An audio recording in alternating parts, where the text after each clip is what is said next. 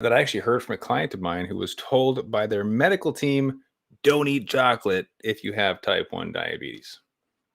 That's terrible. But it's actually kind of rooted in truth. So today I want to talk to you about why, as well as a personal experience of mine where I actually realized chocolate should not be my go to for one specific type of situation.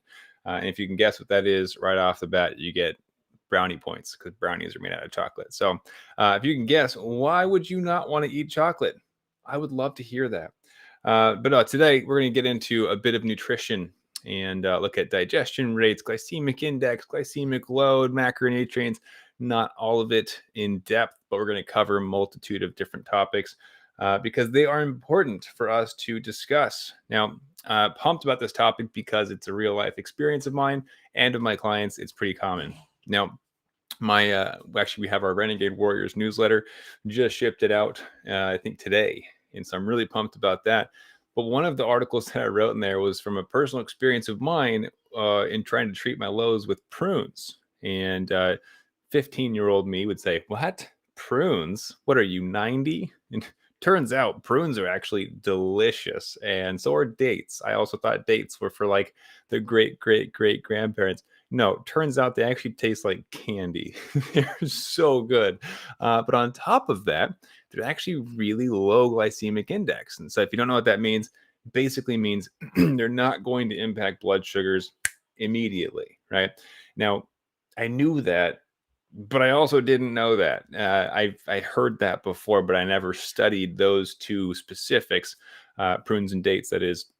And so I found myself in a situation over the last couple weeks, month-ish, where I've got these lows or these dropping blood sugars. They weren't all lows, but blood sugars would be dropping. Exercise. I'm still doing my triathlon training, so lots of glucose burning, right? I would treat my dropping blood sugars with prunes and dates. It was dates, then I ran out, so I switched over to prunes. And I mean, my blood sugars just continued to drop. Another prune continued to drop. And I was like, dang, I'm just really insulin sensitive right now. This is wild. In fact, has anybody else here treated a low or treated a dropping blood sugar and it just continues to drop? And you're like, what the heck? I already had a juice box. It's still going down. Second juice box or glucose tab or cupcake or whatever it is that you treat with, and nothing happens. It keeps going down. You're like, what's going on? A third juice box. Maybe this one will be the one. And then finally, of course, it turns around and just skyrockets, right? Well, the issue is that I was having a prune, which is like 6 to 7 carbs, right? Then another prune, 6 to 7 carbs, then another prune. And I'm like, nothing's happening.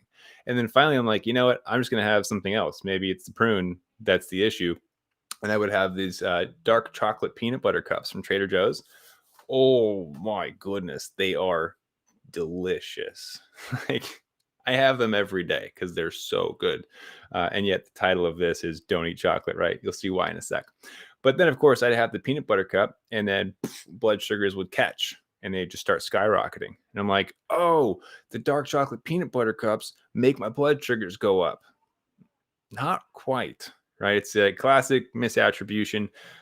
Turns out, and this took me an embarrassingly long amount of time to figure out. Turns out prunes have a really, really low glycemic index. Lots of fiber, slow digesting, great for mealtime, good on blood sugars, unless you're trying to use them to treat a low. And so I had misattributed it as prunes are super slow digesting. Dark chocolate peanut butter cups are really fast, right? Which I knew also is not true. But in my brain, I saw it on my CGM. So I'm like, that's fact. That's real, right? See, the issue is that both of them are slow.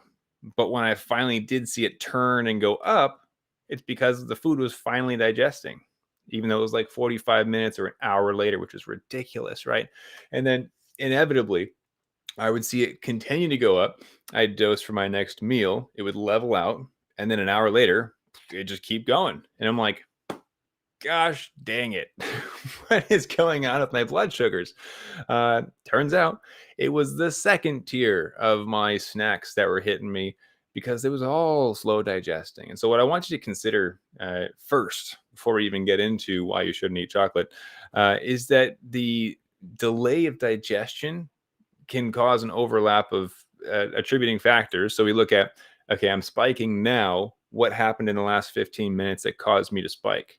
That's the error, right? Because what happened in the last 15 minutes has nothing to do with that spike, because it's the thing that I ate an hour ago that is just now finally digesting, right? And we talk about timelines a lot in our programs, in our trainings.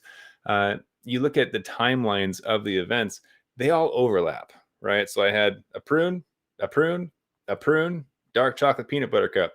That's 4 separate timelines of digestion rates, right? Seeing when it hits the blood sugars. And then we're also overlapping that timeline with my activities. Like today, I swam just under a mile. But what else was happening? I took my insulin pump off the whole time I was swimming, right? What else was happening? I also was drinking sugary electrolytes, right? There's so many things. I just wanted to add that in. There's just a complexity of variables that can hit you with type 1 diabetes. It's really complicated. And so you got to be on your toes for these things, especially when you're experimenting. So all that to say, initially I had misattributed to the peanut butter cups as the thing that was causing blood sugars to finally respond. So what did I do? Well, I skipped the prunes and I started just going for dark chocolate peanut butter cups. Well, guess what happened now? Nothing. Absolutely nothing. I was like, do these not have the 7 carbs that I'm seeing per peanut butter cup? What's going on? And this actually happened last night.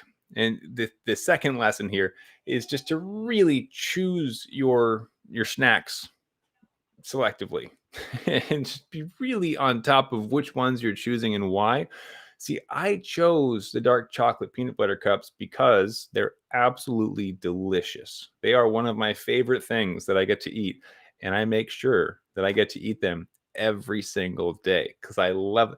I eat them twice a day. I'm gonna be real with you. I have them for lunch and for dinner almost every single day. They're so good. However, last night decided to run a little experiment because I had been seeing them do nothing, right? When I was slowly dropping, it would just continue to drop until I had something else. And I'm like, all right, I'm sick of this misattribution thing. I got to figure out what is the impact of a dark chocolate peanut butter cup. It's got 7 grams of carbs in it, right? And so in my chosen experimentation framework, and if you've been following for a while, you might have caught on to how I experiment, but I am a mad scientist when it comes to blood sugars. I experiment with anything and everything. I mean, half of my triathlon training is experimentation. That's it. I really enjoy it because it brings a lot of clarity. You know, you study, you research, but if you don't put it into real life scenarios, you'll never know for sure. So I experiment, and using my my blood sugar experimentation framework, I tested out this peanut butter cup last night, and it took a little longer than I had expected for it to start digesting and impacting blood sugars. In fact, it took an hour for this to even touch my blood sugars. And then the impact itself was quite minimal. So now you're thinking, wait, the title of this is Don't Eat Chocolate. Shouldn't I just eat chocolate? And the issue here is that it wasn't that it didn't impact blood sugars forever because those carbs didn't count or anything like that.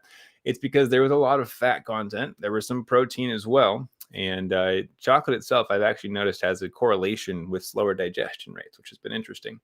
But chocolate, in most cases, is higher in fat content, which slows down digestion. Technically speaking, from a scientific standpoint, it slows down the gastric emptying of the stomach. Okay, so anything you eat, it's going to slow down that whole process of digestion. So as a result, whatever carbs you eat with that are also slowed down, which means it's going to slow down the impact on blood sugars, right? Because blood sugars, or blood glucose, is a reflection of the glucose that we consume and of the things that are converted into glucose, like protein. Okay, we're getting a little bit off topic, but I want you to understand there's a lot more than meets the eye to this whole diabetes thing and dosing for food. So all that to say, I ate these peanut butter cups, and here's the crazy part. I had 2, so there's 15 carbs worth, and it did nothing for an entire hour. Zero impact. CGMs, they are delayed by sometimes 15 to 20 minutes, so we take that into account as well, right? But on top of that, I wanted to look at the total impact. So in our programs, I talk a lot about our GTRs, right? Your glucose tolerance ratio, how to identify how many points you go up per gram of carbohydrate. So I did that math with the chocolate. It did not hold true to all other foods that I consume. Where if I had 15 grams of glucose, I know exactly how many points I'm going to go up. And I actually use that for my workouts, right? If I have a sandwich, I know exactly how many points I'm going to go up. It's all a balancing equation. That's why you take insulin to carbs, right? Insulin to carb ratio, besides the point. Anyways, it didn't do that. It went up not even halfway to where it should have gone based off of my calculations. And so this client not too long ago that came to me and told me their medical team told them never, ever to use chocolate for low treatments. It holds true in two different perspectives. So one, understand that lows, you need to be very selective about which types of foods you select to treat the low, and that different types of lows require different types of snacks, right? If I have double arrows down on my CGM at 40, well, I'm not going to go for a handful of almonds, right? It's not going to do the trick. I'm going for a juice box. It's a lot more dense in carbohydrates. It's faster acting. A handful of nuts is 6 carbs, but it's also 18 grams of fat. Whew. What does fat do again? Slows everything down. Well, if I'm double arrows down at 40, I need something quick, right? I don't want to wait for my blood sugars to come back up 2 hours later from something that has 18 grams of fat. And if you don't know, that's a lot, right? For a snack, especially. So, all that to say, chocolate, probably shouldn't use it to treat a low because it's going to take a lot longer to impact blood sugars than you would typically want, especially if you're already low. And I'm going to add this caveat. This is not medical advice, obviously. Okay. Not a doctor, but I'm going to give you my own personal experiences with this and tell you that last night and over the last month, me using dark chocolate peanut butter cups, which dark chocolate, lots of fat, peanut butter, lots of fat. So combine those. Lots of fat, right? Slows down digestion significantly for that small snack that I was having. But when looking at the low treatments that we want to consume, if we're dropping, if we're currently low, if we're headed towards what might be a low, you want to adjust what you select accordingly to match the situation, right? If I'm in danger, I'm not going to go for the tasty treat of a dark chocolate peanut butter cup. I'm going for a juice box or a glucose tab, or honestly, my sugar electrolytes that I use for my endurance training for the triathlon. That stuff works like that. It's crazy fast. It blows my mind how quickly I come up when I drink that stuff.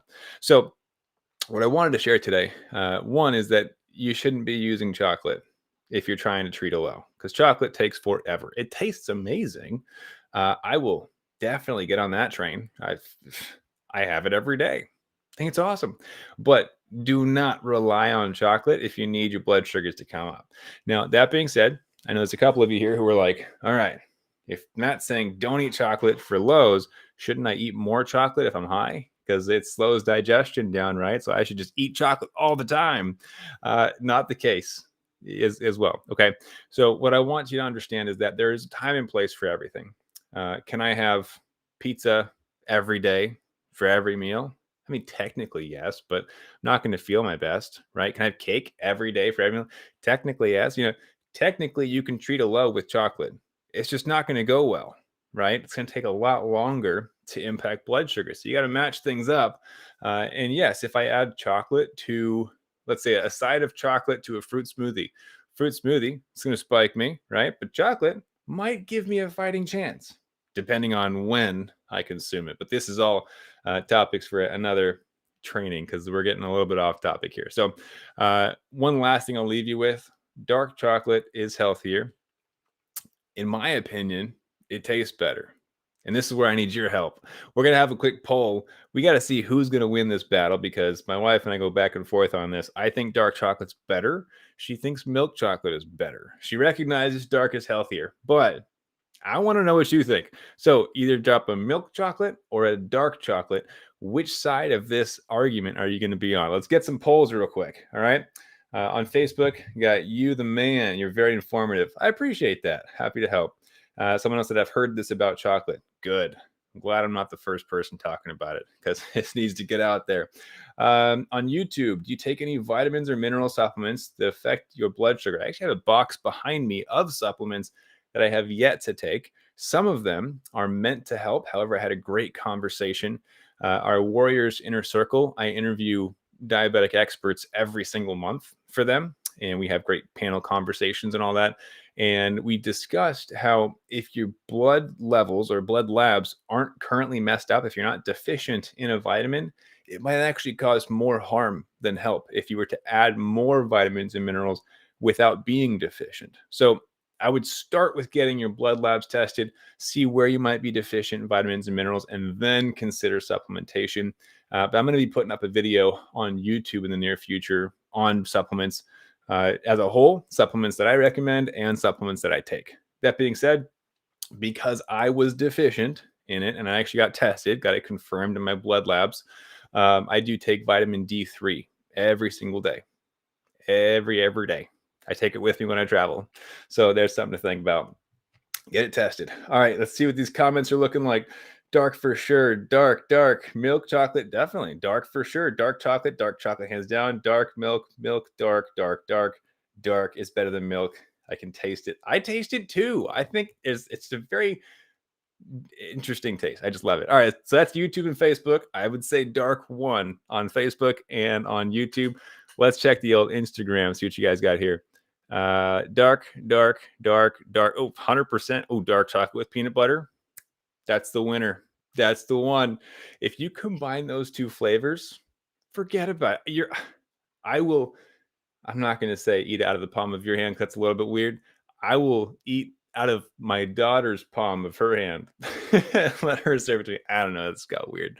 Dark chocolate and peanut butter, though, by far my favorite flavor combination. I'll give you one of my favorite recipes. If this sounds like something you want me to make a video on, maybe I'll share the full recipe. But I make these pancakes that came out weird. I make these pancakes that I literally eat every single day. They're my favorite. I talk about them all the time. But the best combination for toppings that I've done is peanut butter and dark chocolate. It's so good.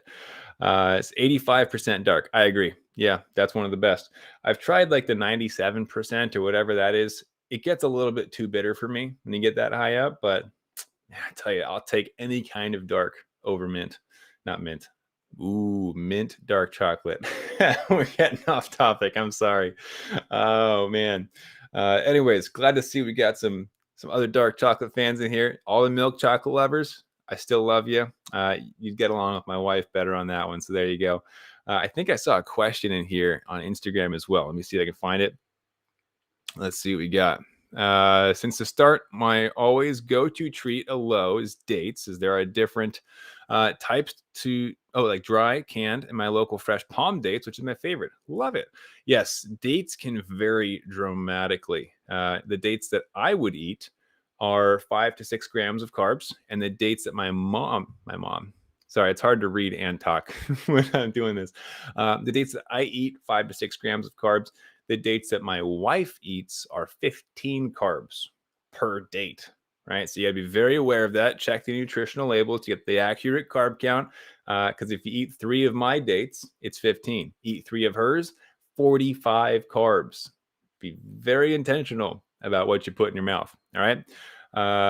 I thought dark chocolate helped your blood pressure. Well, we're not talking about blood pressure today, but there's also a lot to be said about small impacts that people latch on to because they get to eat or drink things that they want.